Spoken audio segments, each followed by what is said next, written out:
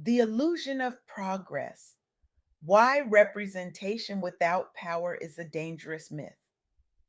Thank you all for being here today. I'm truly honored to stand before you to share some powerful insights I gained from interviewing Stacey McKennon, whose groundbreaking research and advocacy work has transformed how we understand workplace equity in America. Stacey isn't just a researcher, she's a visionary who has dedicated her life to uncovering the uncomfortable truths that many would prefer to leave buried.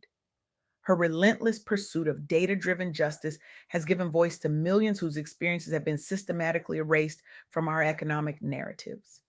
Through her work, Stacey has fundamentally reshaped how we measure progress, challenging institutions to move beyond performative gestures toward genuine structural change.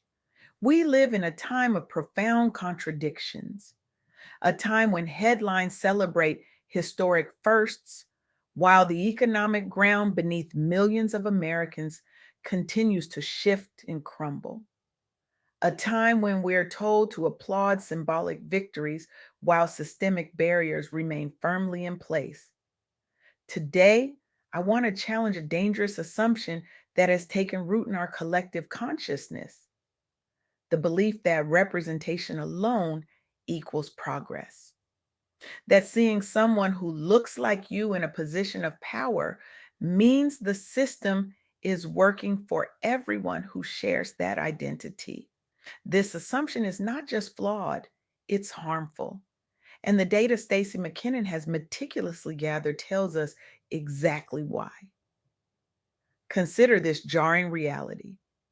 Despite Black women being the backbone of the US labor force, working more hours, participating at higher rates than most other demographics, and driving a significant share of entrepreneurship, they are still facing widening pay gaps and declining job security in 2025. Even as more women reach CEO positions in Fortune 500 companies, there are only two Black women among them this year. Two out of 500.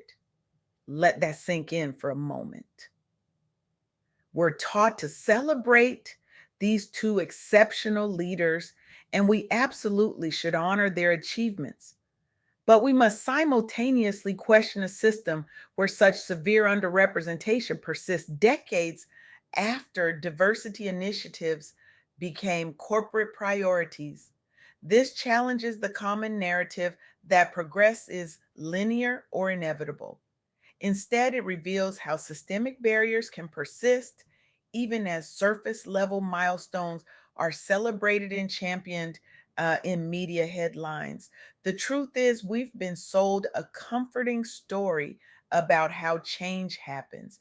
We're told that if we just wait long enough, if we just work hard enough, if we just play by the rules, the arc of history will bend toward justice all on its own. But that's not how meaningful change works. It never has been. Real progress isn't measured by isolated success stories. It's measured by whether systems of opportunity are truly accessible to all. And by that measure, we are falling woefully short. Let me share three key insights from Stacey McKennon's research that illuminate this reality. First, the rise of Black women in entrepreneurship is powerful. 14% of all women owned businesses are led by Black and African American founders. This is the fastest growing segment among new business owners in America. But this impressive growth does not shield them from structural inequities like limited access to capital, lower wages, and fewer opportunities for advancement. Second, representation at executive levels remains critically low. Out of 55 female CEOs on the Fortune 500 list in 2025, only two are Black women. Progress exists but is not evenly distributed, and this uneven distribution isn't random, it's systematic. Third, economic conditions have worsened disproportionately for Black women. In spring 2025, polling Nearly 9 out of 10 reported economic conditions deteriorating compared to previous years, a signal that broader economic gains often bypass those who need them most. These aren't just statistics, they represent real lives, real careers, real dreams deferred. Let's look more closely at some specific stories that illustrate these broader patterns. Tasunda Brown Duckett became CEO of TAA, making her one of only two Black women CEOs on the Fortune 500 list as of June 2025. Her journey included rising through executive ranks at JP Morgan Chase before joining TAA, a trajectory marked by mentorship advocacy and visible support for diversity initiatives.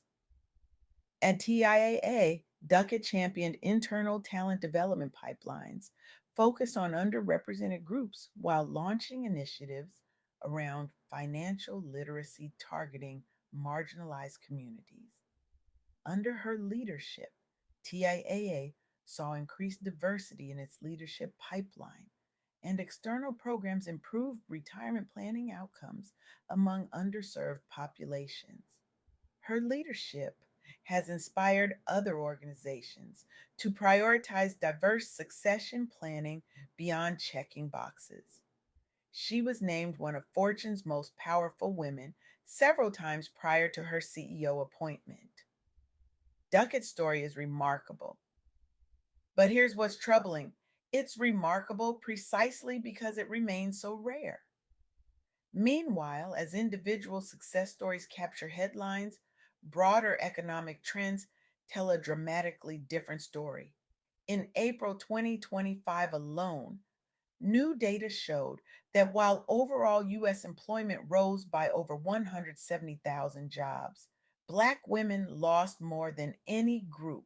106,000 jobs were shed among this demographic.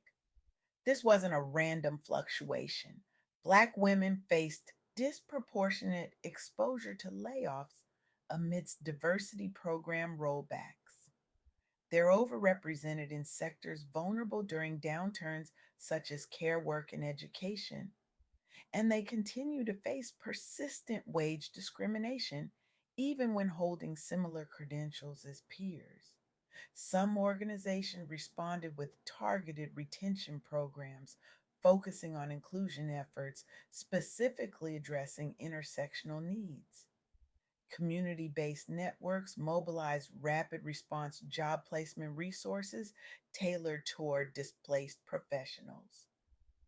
While immediate recovery remains slow nationwide, according to Bureau of Labor Statistics data, these grassroots responses have helped some regain footing faster than official channels alone would allow. This trend follows years where pandemic era instability never fully resolved into equitable recovery. Black women's unemployment rate jumped back up above 6% despite national gains. Community organizing around workforce resilience has created blueprints now being adopted elsewhere. But these community led solutions, while vital, shouldn't be necessary in a truly equitable economy. Let's turn to entrepreneurship, often celebrated as the great equalizer in American economic life. About 14% of all businesses owned by U.S. women belong to Black and African American entrepreneurs, making them the fastest growing segment among new business owners. But despite high participation rates, access to startup capital, mentorship, and scalable contracts remains severely limited. Structural racism persists across lending institutions, investor networks, and procurement processes. In response, we've seen the growth of Black led chambers of commerce, affinity accelerators, peer to peer investment clubs, and digital platforms focused specifically on connecting founders with culturally competent advisors. More first time entrepreneurs successfully launch ventures each year, but many remain small scale due largely to external funding barriers. This surge follows decades where corporate glass ceilings pushed many talented professionals into self employment out of both ambition and necessity. Recent societal focus on diversity briefly expanded resources before recent backlash rolled back some institutional commitments. New models for cooperative economics are gaining traction nationally. These businesses create jobs, build generational wealth, and serve as vital anchors in their communities, even as they fight for equal footing. So, what does all this tell us? What's the counterintuitive truth hiding in plain sight? It's this: the presence of exceptional individuals who overcome barriers doesn't mean the barriers have fallen for everyone else. In fact, celebrating these exceptions without addressing systemic issues can actually reinforce the very systems that make their success so rare. We've been taught that representation is the end goal, that seeing someone who looks like you in a position of power means you can do it too. But this framing places the burden of change on individuals rather than systems. It suggests that if you just work hard enough, you too can be the exception. But why should anyone have to be exceptional just to receive what others get by default?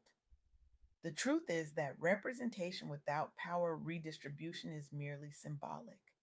And symbols, while important, don't pay bills. They don't close wealth gaps.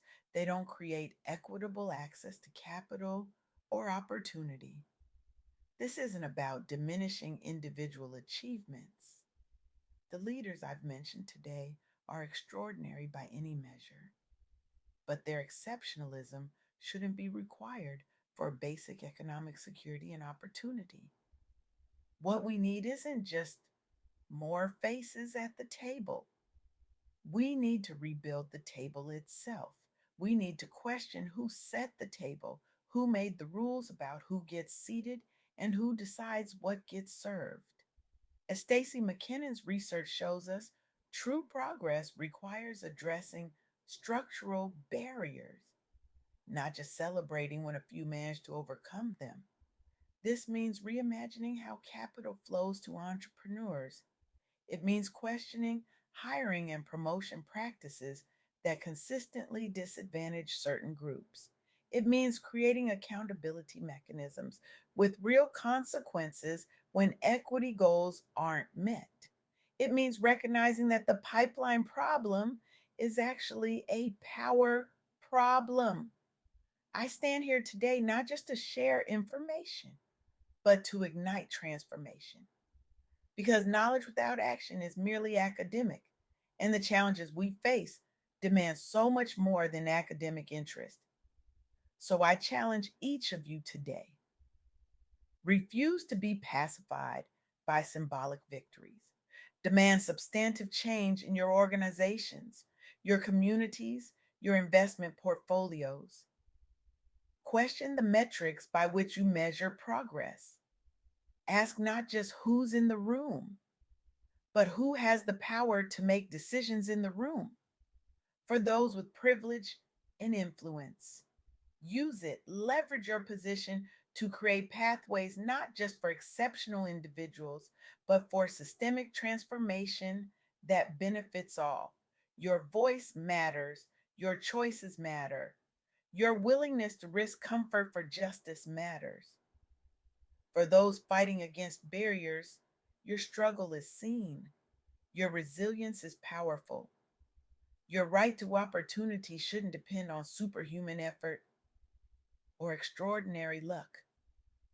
The path to genuine equity isn't through celebrating exceptions, it's through dismantling the systems that make exceptions necessary in the first place. Let us leave here today committed not just to applauding symbolic victories, but to demanding and creating substantive change. Because true progress isn't measured by how high the exceptions can climb, it's measured by how completely we remove the obstacles that make their climb necessary in the first place. Thank you.